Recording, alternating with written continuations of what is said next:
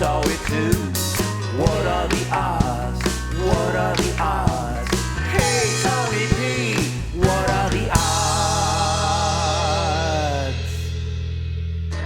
Bam! Hey, everybody. It is me, Tony P. You are in the place to be for weird and wacky news. I'll just tell you now, it's a Monday. It's Monday after work as I'm recording this. Got my stories over the weekend, and then just got busy, and then had a long day with work, and so here I am, man. If I seem a little tired, that's why. I feel like that's my thing every week now. Is that just your life after 40? You just stay tired? Because maybe that's where I'm at. What hadn't helped, and I think I mentioned on the last episode, I've had some car trouble lately, which is never fun. But this was like particularly extra annoying because I'm probably repeating myself. I'm pretty sure I told the story, but like in December, I took it in and was like, hey, it's acting up. They're like, all right, we'll look at it. We ordered this part, but you're good for now. Okay, cool. The part came in. We put in the part. Okay. And I got it home and then it didn't start. I'm like, well, this is worse. This is worse than it was having trouble. So we put it back in the shop. And then when it's stuff like that, they have to like let it sit. They're like, well, we looked at something and then we let it sit. And then we let it sit to see if it was draining the battery. And we realized it's like the remote for the radio. Yeah, I know. You're like, what? Remote for the radio? I have an older BMW and it has like this turn knob thing for the radio.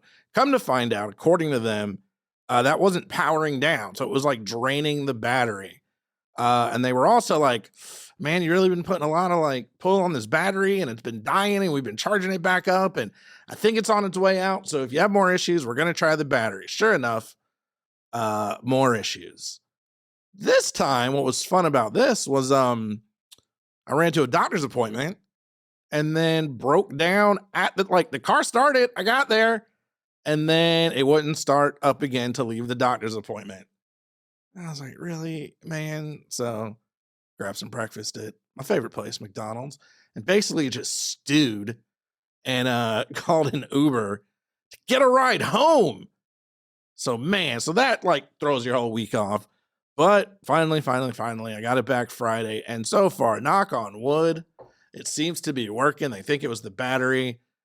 So they swapped that out and didn't charge me as much as they normally would. But at this point, we're already just hemorrhaging money. But I think it's good. And like I said, it's been a few days. It seems like it's working and we're back. But it did have me in a bad mood. It did have me grumpy. You know, and I did try to remind myself, and I think I even said it on the episode, like, I'm fortunate I am able to fix it. I am able to, do what I need to do to get it repaired, and it is repaired. But darn it, sometimes it still just makes for a bad day. But not as bad as this. Mr. Dugar was a resident of Chicago, and he was convicted in 2005 and sentenced to 54 years in prison for murder. Now, y'all, stories were light this week. You know, anything with murder or someone getting hurt, like I definitely don't like to cover because I don't want to make fun of that. This isn't that. This isn't making fun of the person who was allegedly murdered because there's more to this story. But yeah, it was light. So here we are. Yeah. So 2005, he was sentenced to 54 years. Last week, he walked out of the Cook County jail after a man who spent 20 years in blah, blah, blah. Last year, he stepped out of Cook County jail, a man having spent 20 years in prison for a crime he did not commit. That is my worst nightmare. Like, if you do the crime, you do the time, right? And I know a lot of people, I feel like they make mistakes in their life and they regret it. And that's part of growing and changing and doing your time and becoming a better person. Okay, if I was in jail, like, I did kill somebody, so whatever. But to be innocent, that's another thing. I don't know how many people in there are innocent, man. It's crazy. But that's not what we're getting into. I promise you this gets a little funny. So 20 years, last week, he walked out of the Cook County jail following a revelation by his twin brother. Mr. Dugar's release came as a result of a letter from his brother confessing to a gang-related shooting that confined his brother behind bars for 20 years. Had it not been for the brother's confession, Mr. Duggar would have remained incarcerated well into his 70s.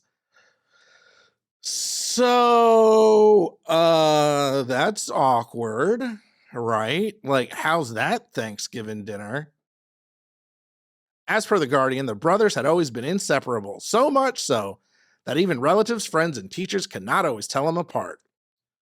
The two, however, had different surnames, as Mr. Smith, who is the brother, took his mother's maiden name. As men in their 20s, the duo turned to selling drugs in Chicago. And even then, they were referred to as one entity, twin. That's like some Tamax and Zomont, the evil twins from G.I. Joe, where like one would get hit and the other would feel it. I never quite understood that. Never made sense to me as a kid, but I thought it was so cool. Gang-related violence followed. Things changed for the twins when a gunman opened fire on 3 people in Chicago. The police nabbed Mr. Duggar, who maintained his innocence and refused a plea deal for a reduced jail term. At that point, Mr. Duggar even asked his twin if he had a hand to play, and the twin said no. So, yeah, I'm tying my words up today. I had to do a lot of voiceover at work. So I do these like training videos, and I'm just a little tongue-tied today. It sounds weird. I'm going to say it. My mouth is a little tired. You can clip that and make whatever jokes you want, but it's the truth. Anyway, now what changed? He told the dude, he asked the brother, hey, was this you? And the brother said, no, I promise. So what changed for the brother to come forth? Welp, the brother, Mr. Smith, is apparently already serving a 99-year sentence for a separate armed robbery that led to more. He confessed that crime in 2013, and in the letter, which came a decade too late, he needed to get it off his chest and asked his twin brother to forgive him. So that was it. He was in jail for 99 years. He had it on his chest. He had to write this letter, and now his brother is free. Y'all, there are some things in this world I would not get over. I try to get over most things. Is it really that important? Is it that serious? I often ask myself. 99% of the time, the answer is no. But let me be in jail for 20 years. Let me be in jail for 2 days and find out it was my brother or my twin and they could have said something and they didn't. And I was innocent. Y'all, I don't know how you come back from that. I would just be mad as hell always. Also, so I don't have a twin. I will tell you here and now, I'm an only child. But if I ever get arrested for something, I'm blaming my twin. I don't even have one. Isn't that like the immediate defense? Like, I don't know, man, it was my twin. Like, well, you don't have a twin. Yeah, you know what? Prove it.